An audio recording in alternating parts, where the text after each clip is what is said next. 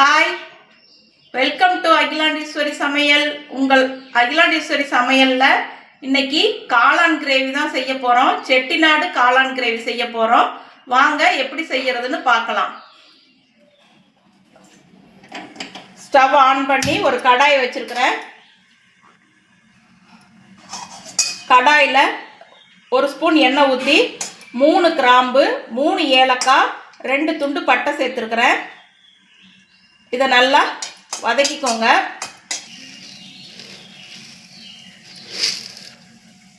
இப்போ அடுத்தது ஒரு 3 ஸ்பூன் தனியா சேர்த்துக்கலாம்.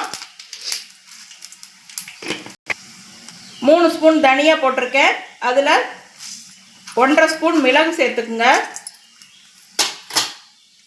இதை மிதமான தீயில வச்சு 1 நிமிஷம் நல்லா வாசனை வர வரைக்கும் வதக்கிக்குங்க.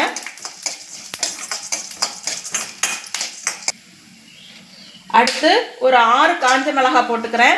உங்களுக்கு காரத்துக்கு தகுந்த மாதிரி போட்டுக்குங்க. நான் ஒரு 6 வரமிளகாய் போட்டிருக்கிறேன். மிளகு வேறு சேர்த்துருக்குறோம், அதனால் பார்த்துக்கிட்டு சேர்த்துக்குங்க.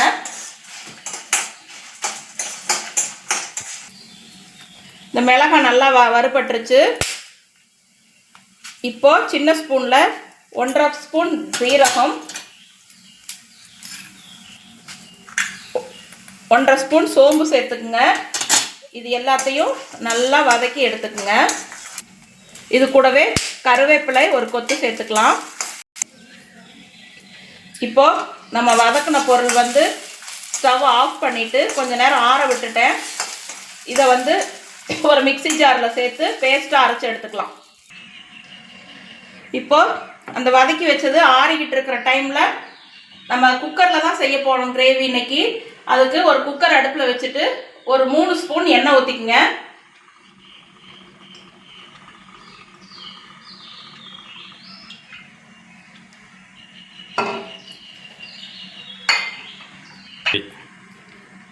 எண்ணெய் சூடான உடனே கடுகு போட்டுக்கலாம்.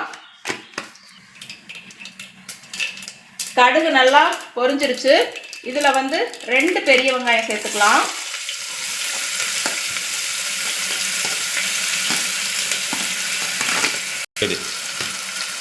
ரெண்டு பெரிய வெங்காயம், ஒரு பச்சை மிளகாய், ஒரு கொத்து கருவேப்பிலை போட்டு மிதமான தீயில வச்சு நல்லா வெங்காயம் பொன்னிறம் வர வரைக்கும் வதக்கிக்கலாம்.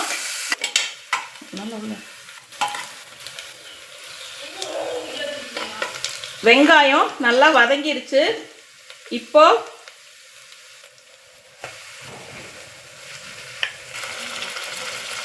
ஒரு ஸ்பூன் இஞ்சி பூண்டு பேஸ்ட் போட்டிருக்கிறேன். இஞ்சி பூண்டு பேஸ்ட் போட்ட உடனே தக்காளியும் சேர்த்துருங்க. ஒரு மீடியம் சைஸ் தக்காளி, 2 மீடியம் சைஸ் தக்காளியை நல்லா பொடியாக கட் பண்ணி வச்சுருக்கிறேன், அதையும் சேர்த்துக்கலாம்.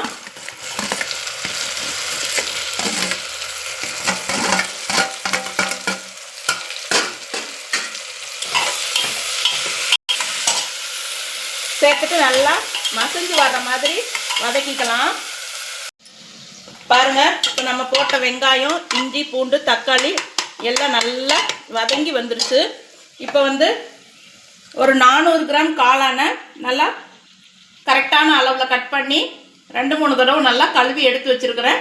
அதை இது கூட சேர்த்துக்கலாம்.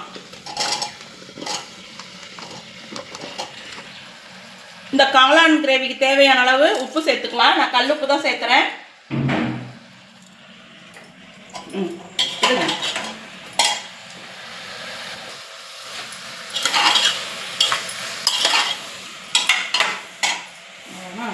அடுத்தது அரைச்சி வச்ச பேஸ்ட்டு ஊற்றணும். அடுத்து தேங்காய் அரைச்சி இந்த சவுண்டு வந்ததுக்கப்புறம் தேங்காய் அரைச்சி ஊற்றி கொதிக்க விட்டுறணும். அவ்வளோதான். காளான் வதங்கிட்டு இங்கே பாருங்கள், நம்ம காளான் போட்டு ஒரு 5 நிமிஷத்துலேருந்து ஒரு 7 நிமிஷம் ஆயிடுச்சு. நல்லா காளானில் தண்ணி விட்டு வந்திருக்குது. கொஞ்சம் கூட நான் தண்ணியே சேர்க்கலை, ஆனால் காளான்லேருந்து எவ்வளோ தண்ணி விட்டு வந்திருக்கு பாருங்கள். இப்போ நம்ம செட்டிநாடு மசாலா ஃப்ரெஷ்ஷாக வறுத்து அரைச்சோம் இல்லையா, அந்த மசாலா இதில் சேர்த்துக்கலாம்.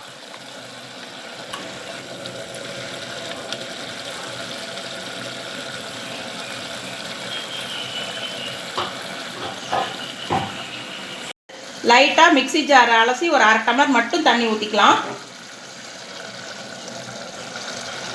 நல்லா இப்படி நல்லா பெரட்டி விட்டுட்டு தண்ணியை நம்ம சேர்த்த வேண்டியதில்லை. குக்கர் மூடியை போட்டு ஒரு 3 விசில் விட்டுறலாம். நம்ம குக்கரில் விசில் வர்றதுக்குள்ளே நம்ம வந்து ஒரு 7-8 முந்திரி, 1 ஸ்பூன் கசகசா,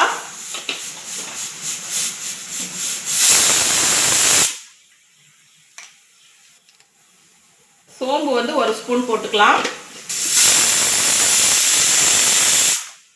தேங்காய் வந்து ஒரு கைப்பிடி அளவுக்கு சேர்த்துக்கலாம். நல்லா பேஸ்ட்டாக அரைச்சி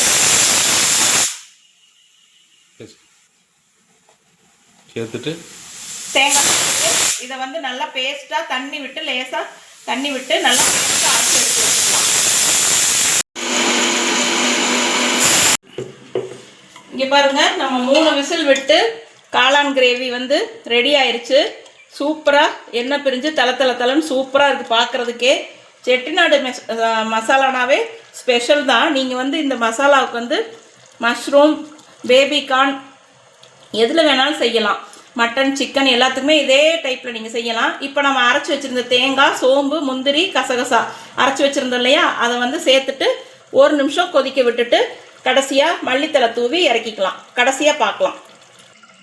ஓகே, தேங்காய் ஊற்றி ஒரு நேரம் தேங்காய் ஊற்றிட்டு 5 நிமிஷம் நம்ம கொதிக்க விட்டுருந்தோம். இப்போ பாருங்கள், காளான் கிரேவி நம்மளுக்கு சூப்பராக ரெடி ஆயிடுச்சு.